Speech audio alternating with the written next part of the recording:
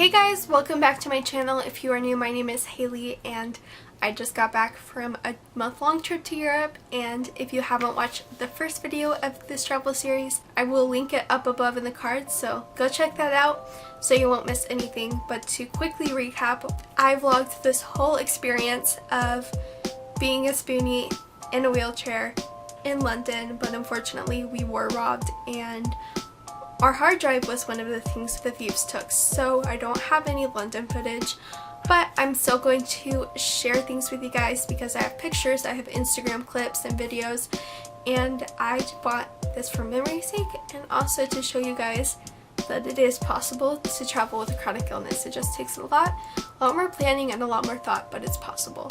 So where I left off was the travel day, and now I'm going to start with our first full day in London. So like I mentioned in the previous video, we woke up at like 3:34 a.m.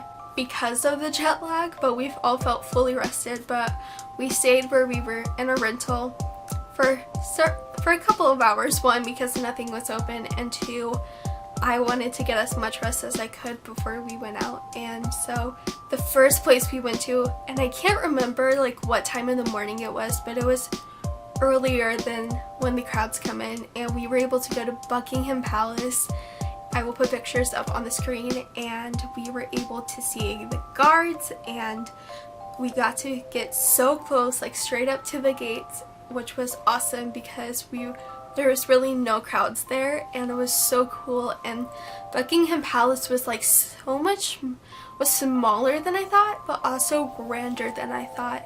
For me, it was just like so surreal to be there, and it was so surreal for my mom, and it's been her lifelong dream to go ever since her aunt visited there. And my mom just like that was so special to see how excited she was, and like it was so cool. It was really cool. After we went to Buckingham Palace, we went to the Royal Mews shop, which was just like a little bit, it was basically next door to Buckingham Palace, and that's like one of their official gift shops, and nobody was in there but the employees, so we got to look, and it was really cool to get some souvenirs from there to remind us of visiting Buckingham Palace. And right as we were walking out, we actually saw a bunch of tour buses go, and that's kind of appeared when all the crowds started coming, and so we came at the perfect time, and it was such a special memory. And after that we went to a little lunch area like a few blocks down. I can't remember how far away it was, but there was benches and stuff, and then right by it was actually this big floral background that me and my brother Justin took pictures in front of, and that picture turned out super cute. And we, like I said, sat down and ate lunch, and something we noticed on the trees surrounding us is they were like covered in what looked like almost like pink streamers, like our ace bandages.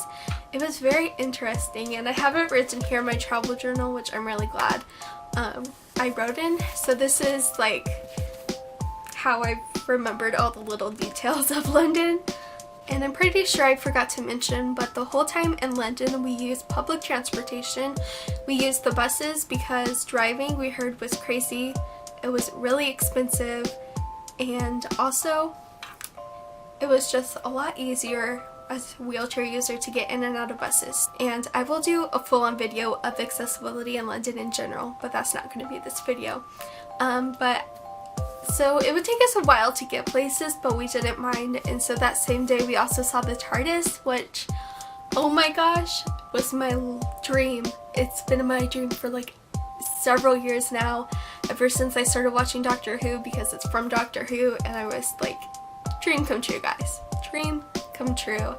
And it was about this point, or maybe it was a little bit later, that my wheelchair broke down. Yeah, my wheelchair broke down. Well, not broke down. It just died. My wheelchair died in the middle of the day in the middle of London. That was fun for my dad. My dad's a trooper, guys. He is amazing. He pushed my wheelchair, which is 250 pounds without me. I don't know how he do it. He is amazing. Yeah, I don't know how he did it. but it died. It just needed to be recharged. Oh, after that, we hopped on a bus and we were able to see slash here, mostly here, but see a little bit of West End Live, and that's basically is when Broadway musicals perform a number or two for the public. So we were able to hear and see like the last little bit of the Michael Jackson Broadway musical. I don't know what it's called exactly. And then I was also able to, well, we were able to also hear and listen to, I think it was She Used to Be Mine by Waitress the musical, and that was cool because I listened to the soundtrack and I was like, this is so cool. So that was really cool to be able to see it. And excuse my phone. It was kind of at this point where we were all just like, dunzo, man. We were just exhausted at this point, and we were ready to get back to where we were staying and ready to take naps.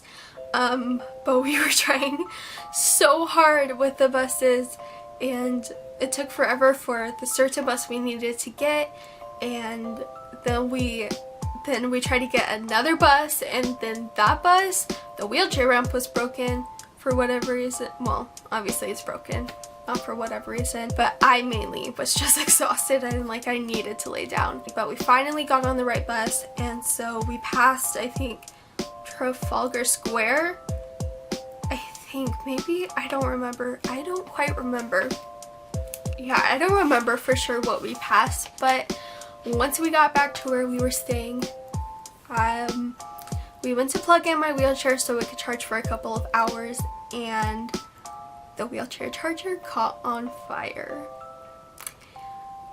We had an adapter because the plugs there are different than here in the US, but we didn't realize we would need a voltage converter because basically the amount of power going into a plug is different in the UK than the US, and we didn't realize that. Even with an adapter, it can mess things up. So yeah, so that left us with a dead wheelchair, a disabled person who can't walk very far without a wheelchair, with a burnt wheelchair charger in the middle of London. And we did not know what to do. My dad tried to DIY it, so he tried that. I remember I fell asleep for like an hour or two or 3 hours or something like that, and oh my gosh, like I literally thought it was the next day. Like I slept for 24 hours. I wasn't, but I needed that nap. I slept like every day on the trip, almost every day, because of jet lag and just being tired. But spoiler alert, unfortunately the DIY didn't work. We found that out the next morning, unfortunately, and that kind of left us still with very few to none options that we knew. Oh yeah, and that night though, before we discovered the DIY charger wasn't good enough or it didn't work, we went out to dinner, and I think like Nando's, which was pretty good. Yeah, it was pretty good, but that's where we ate dinner the first night in London. But yeah, so I am going to leave you guys here wondering what happens next. Did my dad have to push me the whole rest of the trip? Did he find a charger? Did he figure out how to fix the wheelchair charger we had? I don't know. You guys are just gonna have to wait and see until the next video, but thank you so much for watching this video.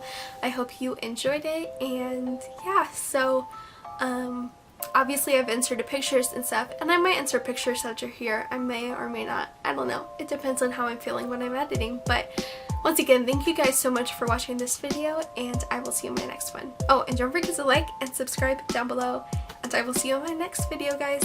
Bye.